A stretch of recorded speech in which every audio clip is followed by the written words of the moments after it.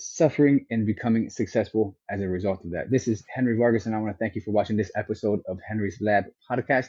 With today's guest, specializes in exactly that.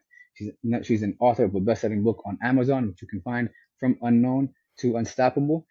Ladies and gentlemen, this is Alicia Keys. How are you doing today, Alicia? I'm great. How are you, Henry?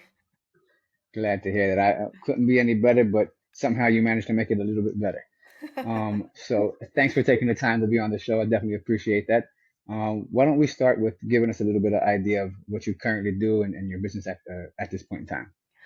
Hey, yes, I am currently a sales coach, and my primary objective is to help those of us who have had a negative relationship with sales. When you kind of like run into that situation of where you have to make an offer to somebody, and you're kind of like, is it going to work? Is it not going to work? I don't want to feel salesy, right? And what I'm doing is proposing that you can sell and come from a place of service. So that way you're not feeling as though like you're selling and you're doing a disservice by selling, right? So it's kind of like just the mindset of like instead of feeling that it comes from a place of where it's gross, it can come from a place where it's beneficial to both parties. Awesome. Yeah, I know a lot of people have that. It's interesting. I heard sometimes that like the fame that most salespeople have is back in the old west. There was people who snowed snake oil that they would say that was some kind of healing toxin or something like that, and that's how the salesmen got their bad reputation because it feels icky, like you were saying, because they're selling Mhm. stuff that isn't really relevant. So let me ask you, what got you into this sales field, or what drew you to this passion that you have? So for a while, it was more so I saw the disconnect between a lot of entrepreneurs in their mindset and the way that they were showing up, um, and I wanted to speak to them like extremely badly. But what happened was coming from a place of where I didn't have something that was measurable for them, and I had to do some self reflection. I actually had a really good friend of mine. Kind of go through a discovery call with me, and it was a little over an hour, and one of the questions that he asked me was just like, yeah, I hear you in regard to your passion for the mindset, but like what does that mean to me as a business owner? And that particular call changed the entire trajectory of how I looked at things and my perspective. And, as we've heard Myron say oftentimes, that when Jesus came and gave the gospel, before he started giving them what he knew that they needed, he gave them what they knew they needed.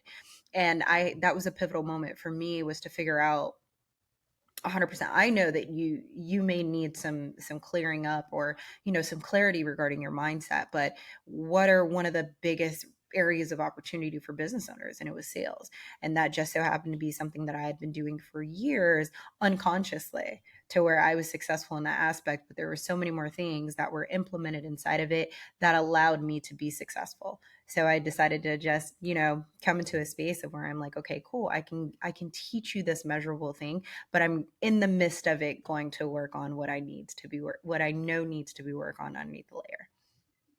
Okay, wow, awesome. Indeed, that's something that is definitely a huge shift, is, understanding that where the focus should be, on actually coming from a point of service and providing that value, taking care of people from what they need first, speaking to them from their point first. So excellent. So tell me so if you can share with some of the listeners, what is one thing that someone who's in sales now, actually, before I ask you that, let me ask you this. Sales, how important would you say it is to learn sales? Obviously, for people who are in sales, but do you think it's valuable? It would be valuable to people who even aren't in sales, and why do you Um, think that would be? 100%. So obviously, if you're a business owner and entrepreneur, you understand the importance of sales. Sales is similar to the heartbeat of the business. If there's no sales, there's no team to be paid, right? You can't pay your VA, you can't pay anybody, nobody gets paid, right? So For sure. there's no blood flowing to the heart. So sales is crucial pertaining to that. And then on the outside of it, if you're not a business owner, knowing how conducive sales is to any business and organization, I would encourage everybody to learn that from like a psychological standpoint, even just a skill set, because sales is hands down one of the most vital skill sets that you can learn that will 100% change your life.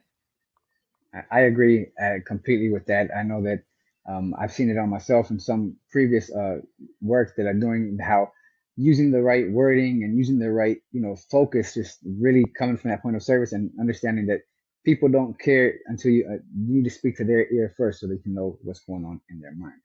So awesome. Okay.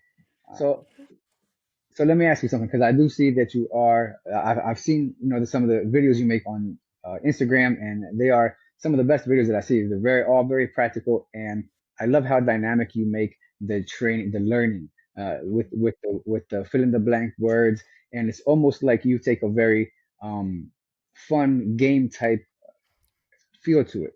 How did you come across that? How did you integrate that with the training? Um, so growing up, I hated school. I mean, I'm sure you're not the only one. right. So growing up, I hated school. And then, you know, now being in a position to where I'm teaching, I'm like, oh man, how do I ensure that the people who are working with me are not having the experiences that I had when I was in school? And I asked myself, I was like, okay, what are some of the things that teachers did to us that was like, get me out of this class now, right? And one of the Hmm. things is that they would just lecture us to death. It would be like death via lecture. And I Absolutely. noticed that the couple of teachers who did do it right, they created an atmosphere to where we could engage. And there's been studies that have been shown that the more you allow somebody to engage, the more they feel compelled to keep engaging and the more they are excited to maintain the topic, right? So once I realized that, and plus there have been numerous studies of where the more people talk, the better they feel the conversation is. So I was like, okay, if I'm going to be teaching, and sales is sales, right? And it's a Hmm. commonality that so many people are talking about. But I was like, how can I leverage it differently? So I was like, I'm not going to do the teaching. I'm going to allow the students to do the teaching. Right. So I just doing the fill in the blanks allows you to really, really stop and think and like ask yourself, like, do I know this? Have I seen this before? And then it creates a fun environment because everybody gets to take a turn and not only fill in the blank, but also describe in their own words what that particular phrase may have meant to them. Right. Which in turn, when there's a Okay. group, everybody gets to see the different personalities because that's so crucial when we're in sales, is because no two people are the same. We all have our own individual fingerprint, which means that we all have our own individual way of thinking. Absolutely, absolutely. And I tell you, honestly, some of like I was saying, that's very encouraging. Okay, so let me ask you this: for someone who hasn't quite yet been able to see how their sufferings can be their successes and how they can go from being unknown to being unstoppable, what are some things that they could do today? What's one thing they could do today to help start making that shift, and seeing their past experiences for the value they have today? Um, One of the key things that I would advise anybody to do is to change the narrative. Oftentimes, your perspective on things is going to dictate your outside environment. So basically, seeing whatever you're seeing inside your mind is what you're going to reflect in your environment. And so often we go through things and we ask, why did this happen to me? Or we label it as something that was negative.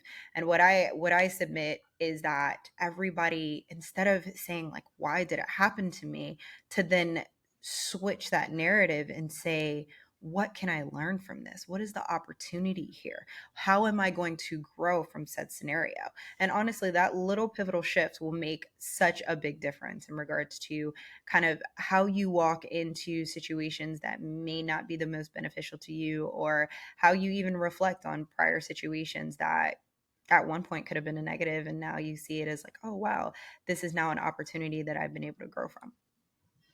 Okay, excellent. That's awesome. That's very practical information, folks, and that's a huge factor because if you don't how you frame something, your perspective around something really impacts, like you were saying, what you do, and so take some time today, folks, and really focus on painting that right narrative.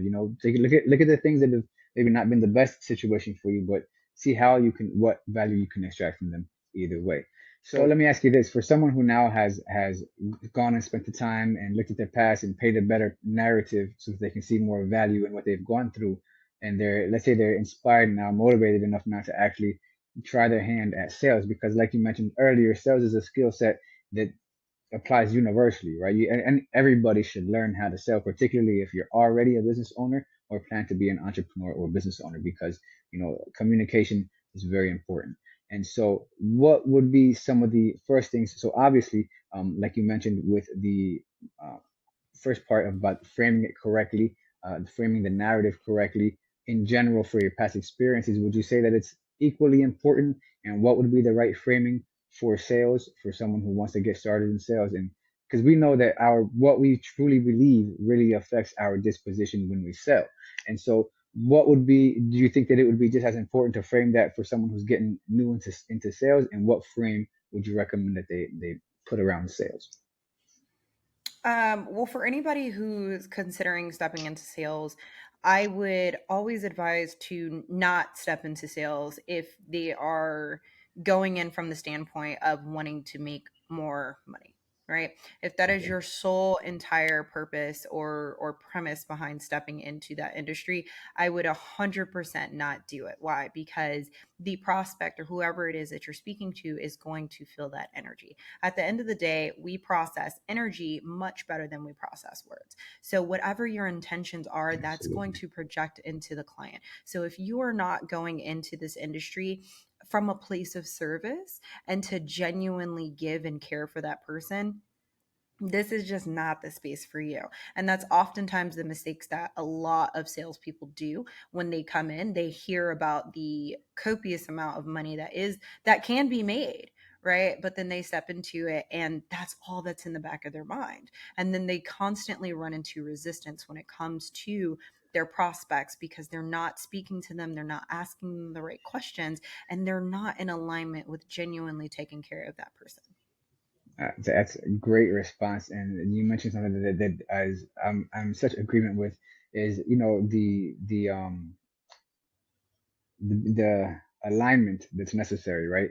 And so alignment, that having that alignment, you have to have clarity to have right alignment, right? Because if you're not clear, then you can't be aligned. And so one thing that's really good that you mentioned is you want to have come from that point of service, right? And having that good intent towards the people. So like you were saying, if your intent is the money should be the result, not necessarily the intent. Would you say that, like you were saying, if you focus what you are at your core is what people feel, because like is exactly what you were saying, that we read energy much more than we do words. And so it's absolutely true. You got to make sure that you have that clarity and you have that aligned with, that what you're selling is aligned with who you are as far as caring about the person. And it's interesting because I remember we met a few weeks ago, actually a couple months ago, and one of the things that I wanted to ask you was your perspective on love and how that affects business, right? And we spoke and we had a lot of things very much in common and in alignment. And so that was one of the things, was that core, who you are at your essence, of whether you're just looking out for number one, which is right at some point, but then you want to make sure you're also looking out for the rest, because you can only look out for number one if you're able to put others as a priority and finding ways to serve them. I know. So Let me ask you. great. Now you've given us that awesome information. Greatly appreciated, and it's very practical. So let me ask you, how can people who maybe wanna learn or get really inspiration from your journey and what you're doing, where could they follow you? What do you have coming up soon? So you can find me on Instagram at my handle Alisha West Speaks, Alisha West underscore speaks, and then I am also on Facebook, LinkedIn, under Alisha West. So it's pretty much it's pretty consistent across all boards. I do have a 4 week Accelerate Your Sales course that's coming up next week, Tuesday, August 1st, and the deadline for payment for that is this upcoming Friday.